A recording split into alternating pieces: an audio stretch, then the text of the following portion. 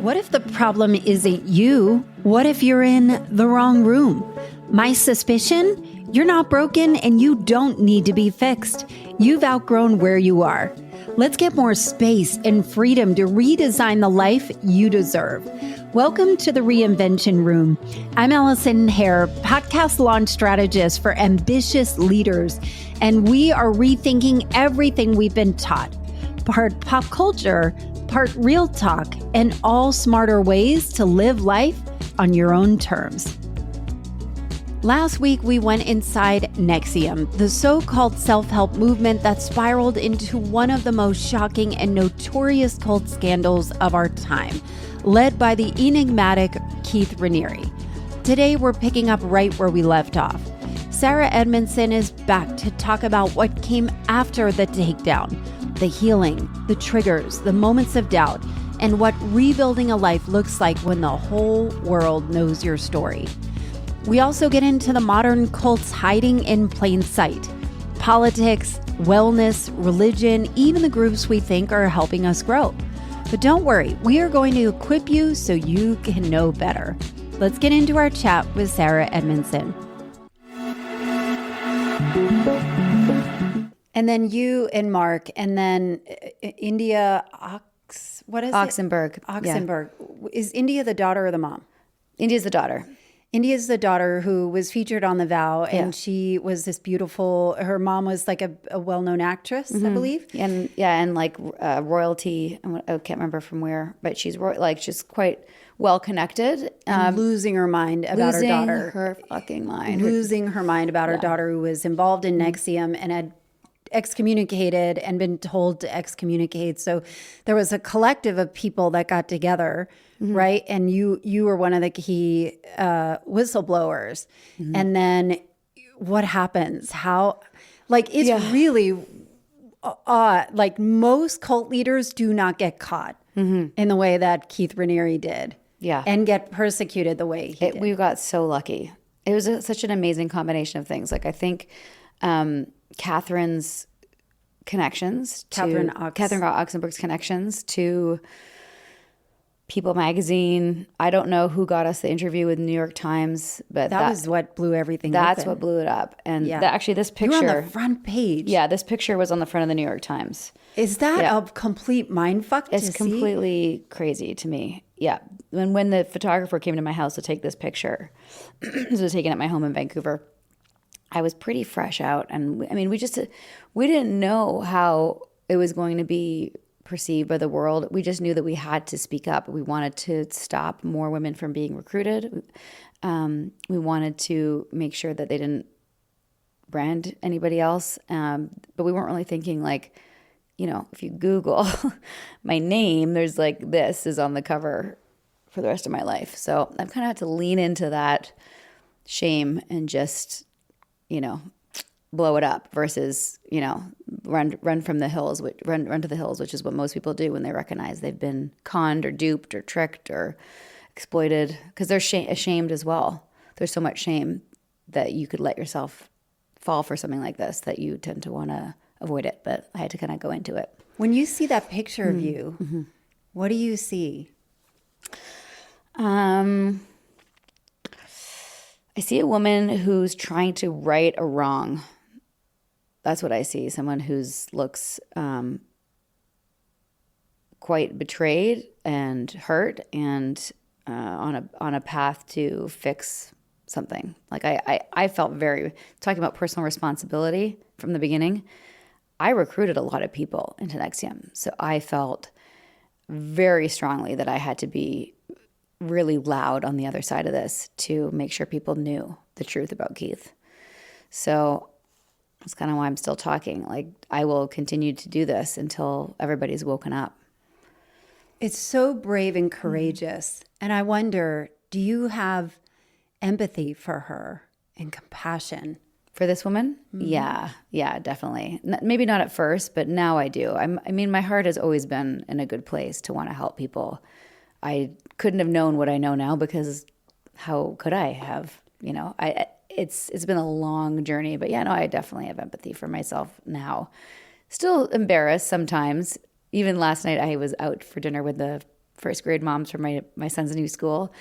And I don't like lead with the cult stuff because, you know, you never know how it's going to be perceived. And Yeah. I'm in the South and a lot of people go to church and you never know, right? And I eventually brought up, like, people are sharing what we do. And I said something about a podcast. And of course, what's the podcast about? It was a little bit culty.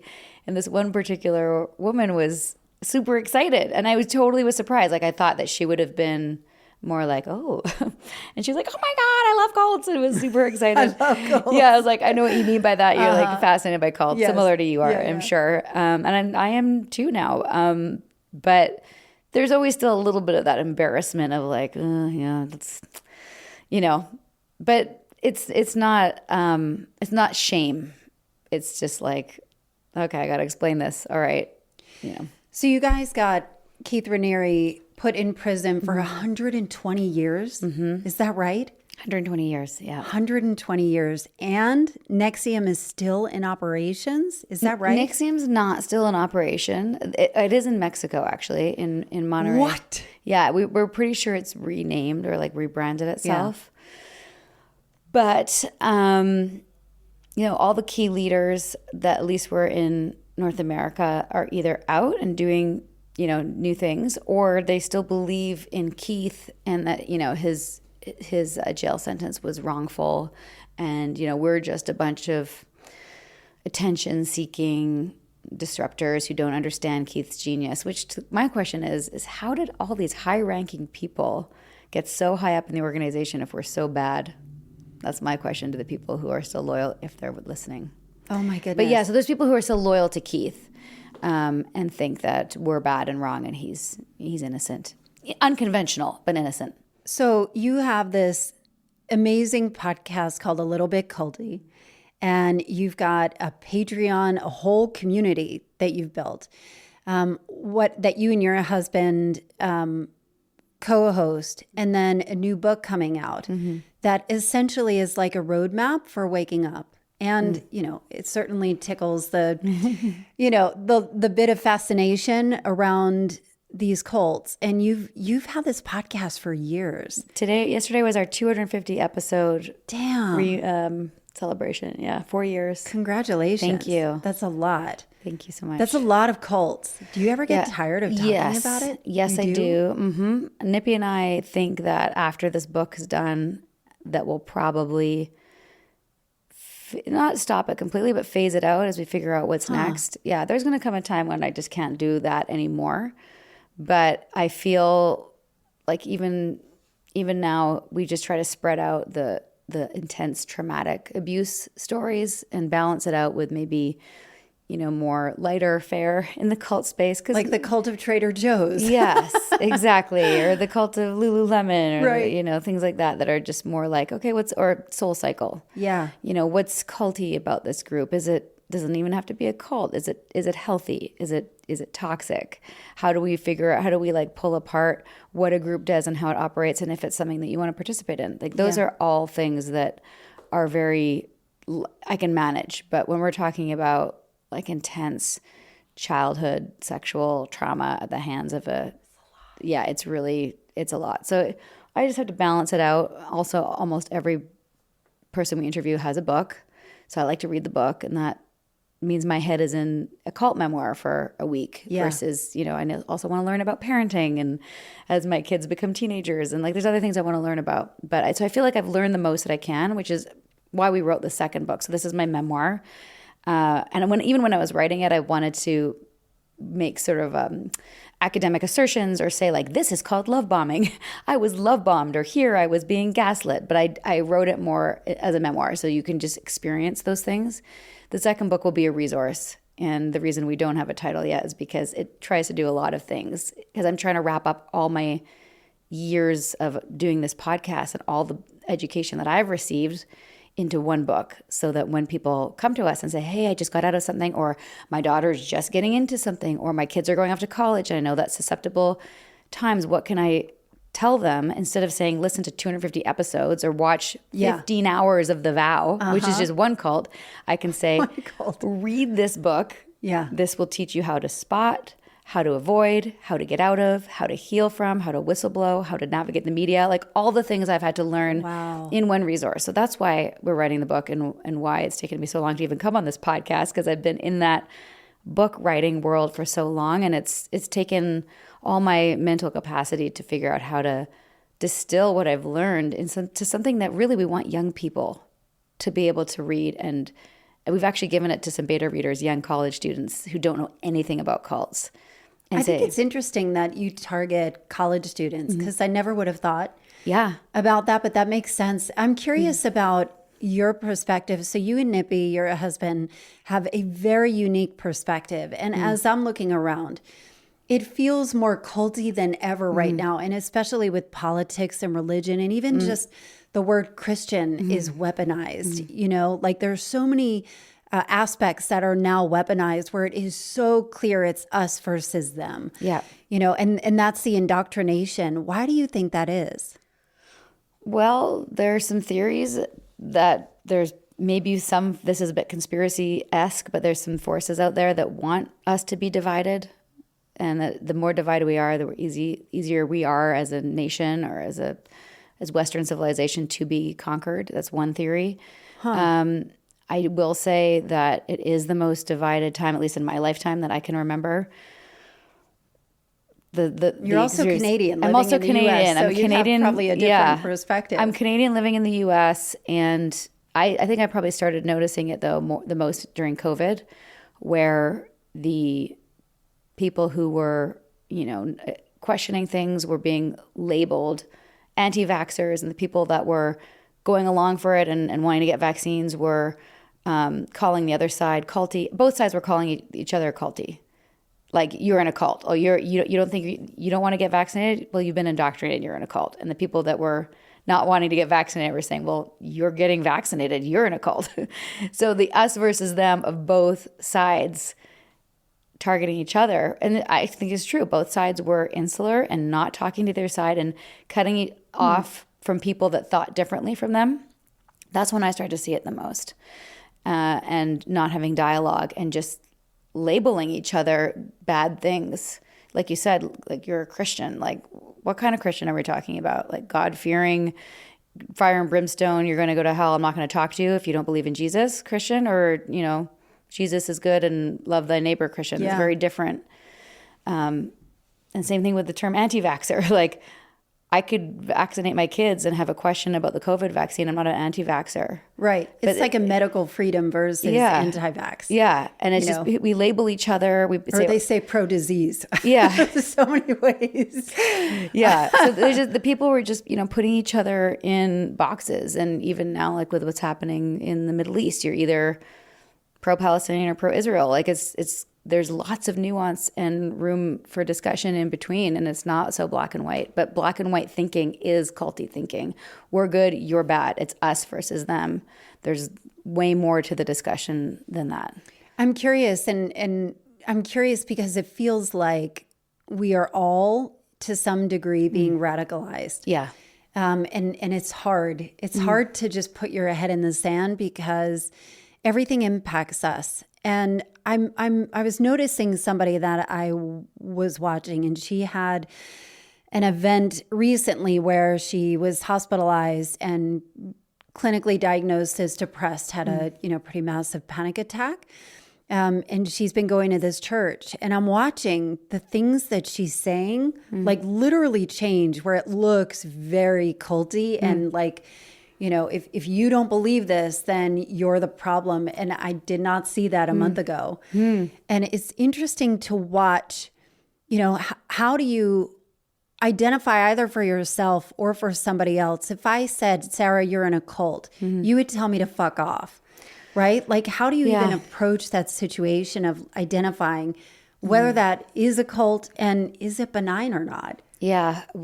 First of all, great question. We actually have an episode with Dr. Rachel Bernstein from the Indoctrination podcast, and she's an expert in helping people navigate that murky waters with family, because you definitely don't want to tell people they're in a cult, especially when you told me that I was in a cult. I wouldn't have said fuck off, but I would have said, I understand why you'd say that, because you're not in it, and there's things that we do that look weird. I understood that sashes look weird, But I also understood that you didn't know what the sashes meant. Yeah. And I would sort of come from it from the experience of like, if you want to know more about what we do, I'm happy to tell you. I don't really care that you think I'm in a cult because I know that I'm not in a cult. So when you're in a cult, you don't think you're in a cult. And we've also been trained that people who are not in the group are going to call it a cult because they think it's bad and they can't name what's bad about it. So well trained. Yeah. I was super well trained. I was actually like, come on, bring it on. I'll tell you why we're not a cult. Yeah. But if you can point out some things that the group is doing that might be bad, that might be more specific. Like you can not point it out, ask questions like, oh, it's great. Like you love doing this thing. I've noticed that you're not doing all these other things that you used to do. Helps people recognize that they've left things behind. What's like, how is that for you? You're no longer like bike riding or doing your art. You're dedicating all this time to this thing. Are you getting paid for that? Like you could ask questions in a compassionate, inquisitive way that could maybe expose to the person that, hey, maybe they're being exploited. Most of the time they're not getting paid for working. There's, it's free labor, right? But they're doing their service to the group most of the time. So if you can ask questions that might help somebody think a little more critically, planting seeds as to like maybe why they're doing what they're doing and help them see that maybe what they're doing isn't so good for them. If they're open to conversations, there's other things you can do, like connect them with one of the many cult deprogrammers or people that help with interventions if they're willing to have a conversation. But the first thing I would say is just don't tell them they're in a cult and keep the conversation flowing and open and be a safe place to land for if and when they go, oh shit, I made a big bag of mistake. Because like my mom, even though she knew, not to the degree that we all know now, that Keith was... What'd your parents think? Both my parents did some curriculum. My mom knew that Keith was a narcissist and a megalomaniac, but nobody really knew how bad. But she was sort of just waiting for me to figure it out and was there for me to call her when I said, hey, yeah, I'm leaving. I'm done. It turns out that some bad shit's going on and I'm not going to do this anymore. So I had a safe place to go. A lot of cults have people cut off their lifelines, burn their bridges because, oftentimes families worried and they go, what are you doing? Like you're moving across the country to follow this guru or to do this thing? Like, what do you, and then they feel not understood. And then they say, well, I'm not going to talk to you because you don't support me and my values. So they get cut off. So when you do wake up, there's nowhere to go. Hey, it's Allison. Thanks for listening. My guest today, Sarah Edmondson, knows that having a podcast to share your stories, your insight, and your ideas can make a huge impact to influence change. And if you're looking to grow your impact and influence and income, a podcast is one of the greatest ways to do it. I am offering a free clarity call if a podcast has been on your to-do list, but you haven't quite put all the pieces together. Go to AllisonHair.com/free call and let's explore yours. Listen, your future audience is out there. Talk to them. Let's get back to the show. So I had somewhere to go, luckily. Thank goodness. Thank goodness. I'm even wondering about, I've been with you in situations where it's you need a minute sometimes. If we're in a circle, people are doing icebreakers. Yeah. Or something. And I wonder, what are there aspects that you miss or that you've found a way to participate in things that you being a seeker, you don't all of a sudden have all the answers, right? What feels really good for you? Or how have you navigated? I just try to be really clear about what it is that I want and have clear boundaries about what I'm willing to do or not do, like our networking group that we're a part of. It feels good when we're in a circle because I miss that.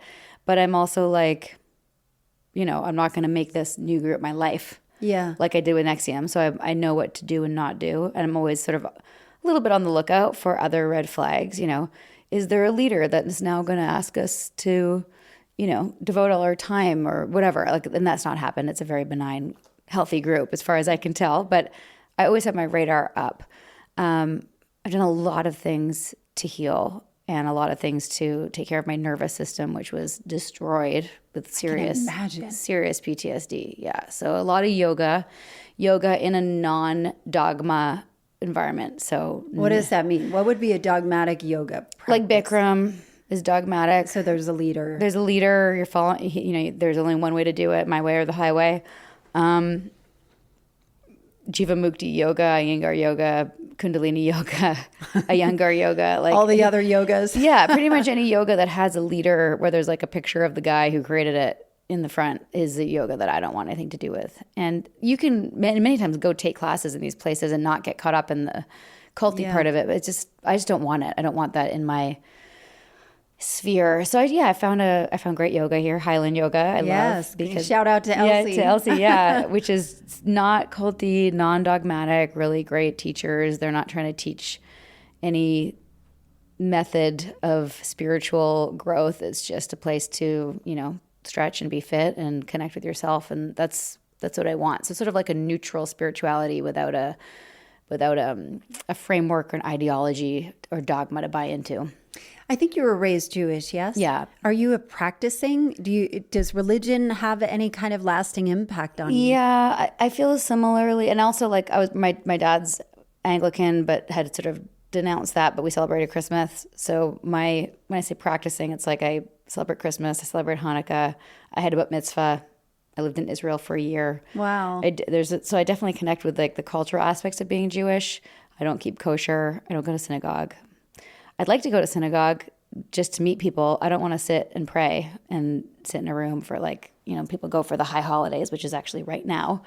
But I do things for myself that are indicative of what the message is that's important. Like for Yom Kippur, it's a time of atonement and thinking about your year and, what you want to do differently and reflecting. So I do that for myself, but I don't want to do it in a group. I'm wondering about a lot of the time in NXIVM was required disassociation, and you're reprogrammed in a way. Yeah. What does intuition feel like for you now?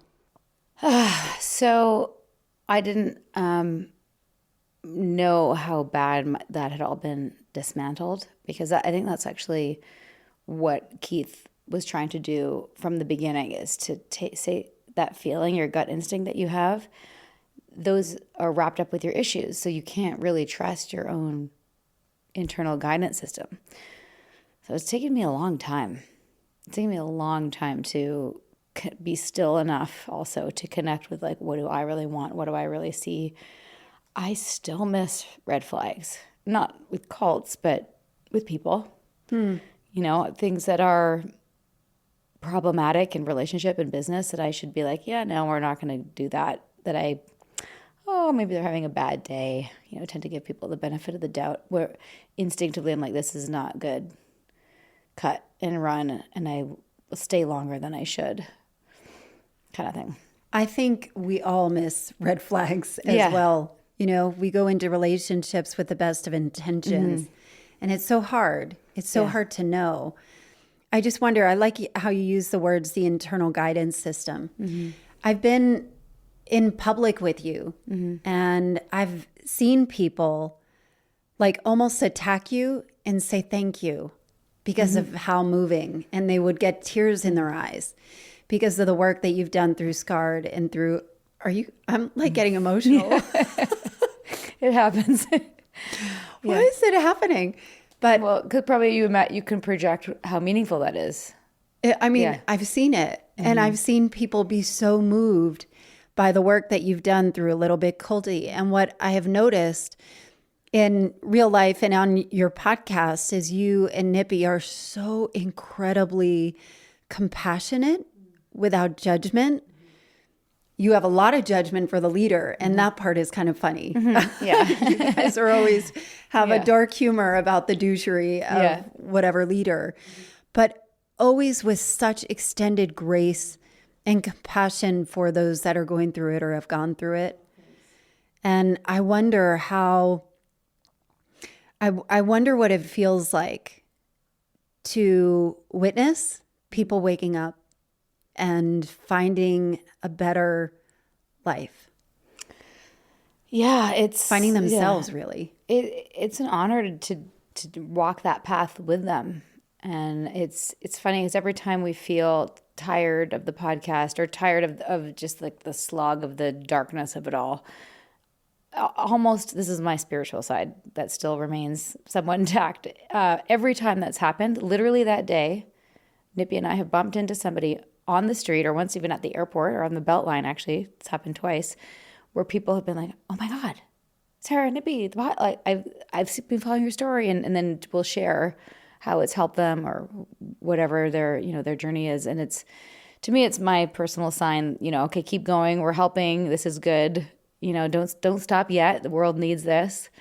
But it's very rewarding. It feels like all that pain can be useful somehow to help other people. And now I forget what you asked me, but I think it was something about, what did you ask me? Oh, I think it was what it's like to witness people waking up and finding themselves again. Yeah, I get to do it too. And through watching them do it, not only do I get to find myself, I get to watch them. I joined ESP because I wanted to grow and I wanted to help other people grow. So now I get to do it for real. Do you have hope that there is a better future where we are smarter about cults when it feels like we're being engulfed? I think so. I mean, I'm hopeful that the education will eventually get out there. The problem is that it's almost become so trendy that and it's become overused. Which, the cult? The term cult. Okay. Yeah. And like you said, it's such a divided time. People throw it out to the other side of whatever side they're on as a sort of blanket. It's like, well, you're just brainwashed. You're just in a cult. And I could say that from both sides as a Canadian in America. Both sides of the political aisle look really culty to me. Both sides, especially the extreme. Yeah. And I'm not talking about like the centrist people. I'm talking about like the extreme on the left and right are so dogmatic and so insular and so in their own echo chamber, and they both think the other side are in a cult, then they don't see that they're also. And that's the part where I'm like, I don't know how you break through to that. And both sides have people that have left those sides and said, I was in a cult and now I'm on this side. And like, you're still being insular, dogmatic, ideologically driven, non-humanitarian, us versus them, violent towards the other. Like, what are we going to do here? Yeah. I don't know. I mean, other than understanding it as the first piece. But the problem is that people's understanding still remains in the structure of, I know better and I'm right and you're wrong, us versus them.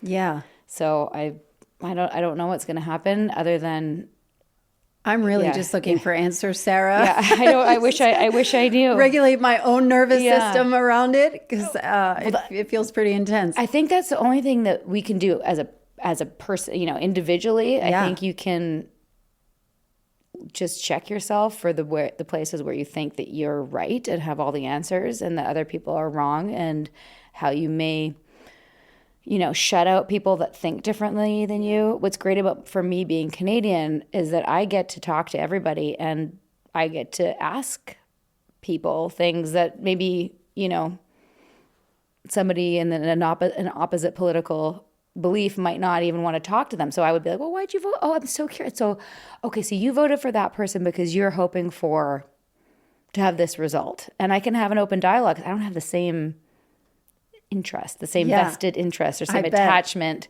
to the outcome. Also, because I can't vote. I have a green card. I don't have my citizenship. And I think more people could benefit from doing that, just having conversations and understanding the other side, whatever side is the opposite of yours. And I think that generally people want similar things, like finding the bridge between the shared values and the shared goals and shared humanity. Like, we've become so anti-humanitarian in the way that we've divided. I think so too. What do you know that you wish other people could know? Thinking about this book, thinking about your mission. well, for people who are out there who are seekers, like I was, and I know you are. I am a seeker, yeah. Is to know how to seek safely and to have a good education under your belt of what I call now cult literacy from my TEDx talk, is to understand that you can still go on the journey, but know what the red flags were. I saw red flags. I just thought I was going to a carnival. Right? So like, yay, this is so fun. Woo! So what are the signs to get out?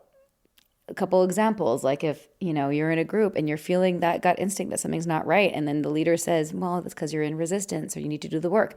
Get out. No, leave. That is, if you have a gut instinct to leave and someone's saying you're in resistance or something like that, leave. You need to go into a group with your own set of pre-agreed upon boundaries, because if you don't, they can get crossed and removed very easily. Next thing you know, you're shaving your head and wearing robes. Yeah, but that's the thing. It doesn't look like that these days. Most cults aren't Hare Krishna, and when I say Kool-Aid, that's actually Flavor Aid from Jonestown. For people they didn't go like, "Yay, I'm drinking the Kool-Aid." They were forced to at gunpoint drink poison Flavor Aid. Otherwise, they would have been shot. So, you asked, what was the question? Gosh, my train of thoughts are really bad today. We always blame it on perimenopause. It's a perimenopause, my child waking me up in the middle of the night. Yeah. I think it's what do you know that you wish. Oh, yeah, what do I know? Thank you. And then also for the seekers, this is at the end of Scarred, actually. I think a lot of seekers have an inherent feeling of like something's broken, I need to fix it. Like, you can go on a seeking journey and want to better yourself, but you're already okay. You're already whole. You're complete. You don't need it. Actually, one of the titles for the book was going to be "You Don't Need This Book." That's a great title. Yeah, maybe we'll go back to a little bit culty. The book we hope you never need, or something like that, or you don't buy this book. You don't need it, but maybe you should just have it anyway to learn about the red flags. But yeah, I wish people knew that. I wish people, in terms of the cult world overall, I wish people knew that like they're probably already in a cult or something that's definitely a little bit culty, whether it's a book club or a fitness studio or an organization or an AA group or a church, and not to say all churches or all AA groups is always my caveat. Or that all of these groups are bad. No, there's lots of great groups, but any group can become culty. Any group in its extreme can become fanatic and radical and extreme and hurt you and exploit you. So just because it starts good doesn't mean it's going to end good. I wish people would know that if they have concerns about a group that they're in, don't go to the leadership. Go to find people who've already left, whether that's through Reddit or through online chat Reddit forums. is like the best for cult awareness. Yes. And there's lots of things that can be, Reddit's not like totally pure, but if there is smoke, there is fire. If there is a group that you're part of and you're wondering, is this a cult? You can find ex-members, find out why they left.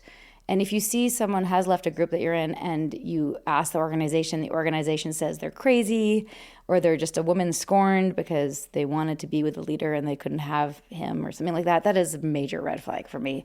So I just wish that people would know that like if you go to the leadership or your upline or your proctor or your teacher or your guru, you're going to get a bullshit answer. So don't do that. That's so interesting. I never even thought about that, but that makes sense. And I wonder where skepticism turns into cynicism. I wonder if there are ways to, and I guess your book is probably a perfect place to find a safe way to not be so cynical where everything is bad, where you're kind of isolating yourself, but still there are safe places. Yeah. That you can explore and grow and do all the things that you want to do. Yes. It just, I guess you have to have more self-awareness and... Yeah, have more self-awareness and know that like, you can dabble, you can do different groups and different modalities and workshops and things like that. I know you like to do that.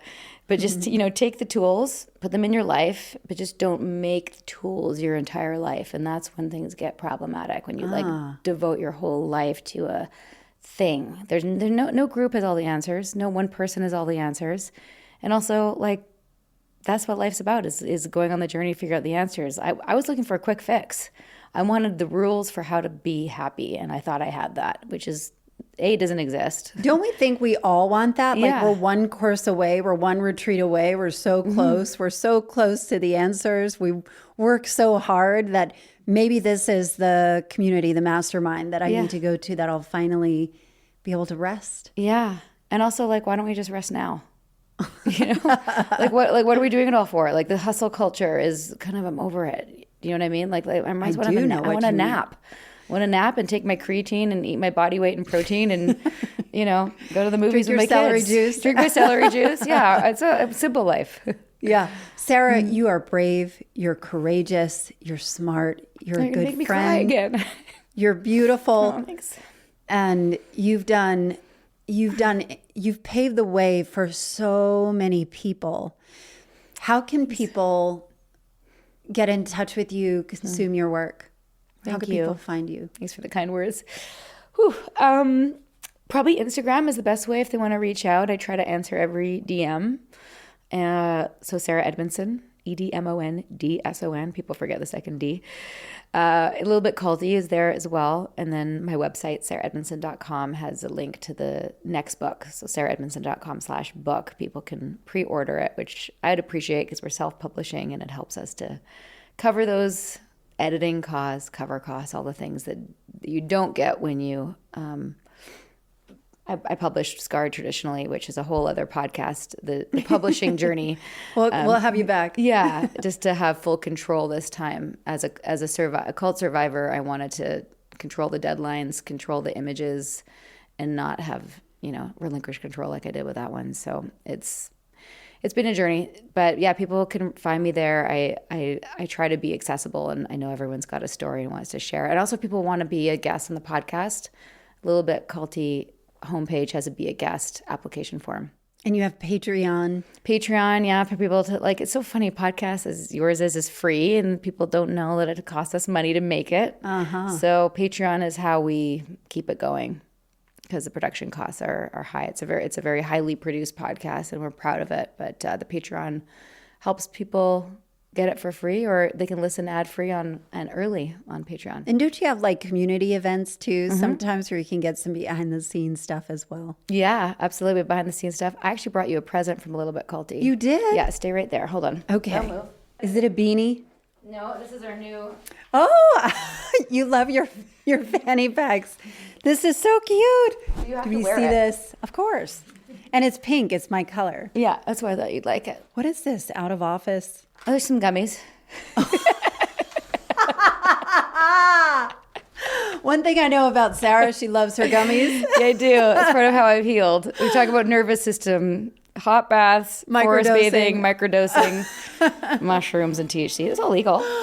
Yeah. I remember that first walk we went on. We were on the Beltline, and I was and you're like, "Do you want a gummy?" And I was like, "Fuck yes, I do." So we're just. I didn't mention at the beginning of the podcast. I wasn't sure if you were comfortable with your audience knowing. I mean, my audience knows I love the gummies. I mean, those are from our sponsors. Our sponsors are gummies. So there you go. Thank you. Well, thank you so much for being here. Thank you Sarah. for having You're me. amazing. I'm glad we finally did it 3 years later.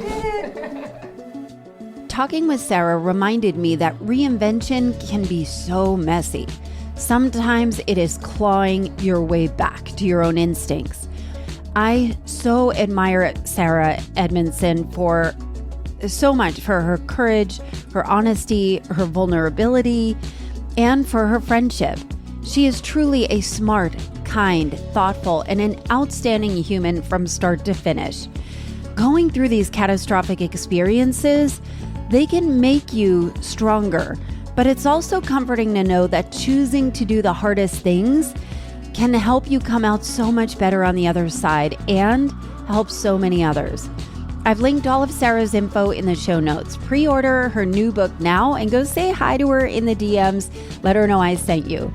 And as for you, 2026 is barreling towards us so fast. If you're looking to reinvent yourself as a top podcaster in the new year, let's talk right now. Book a free call with me at AllisonHair.com/free call. Thanks for listening, and I'll see you next week. If you liked today's episode, there are several ways to support the show. I produce this show myself, so it helps me continue to make it. First, please rate and review the show on the platform where you listen, and consider sharing this episode with a friend or 5. That's how it grows, by sharing these ideas. Second, please sign up for my email, where I send out a short personal note to you every week, and always with a sprinkle of snark and some best finds. You can sign up at AllisonHair.com/email. As always, thanks for listening and hanging out with me in the Reinvention Room.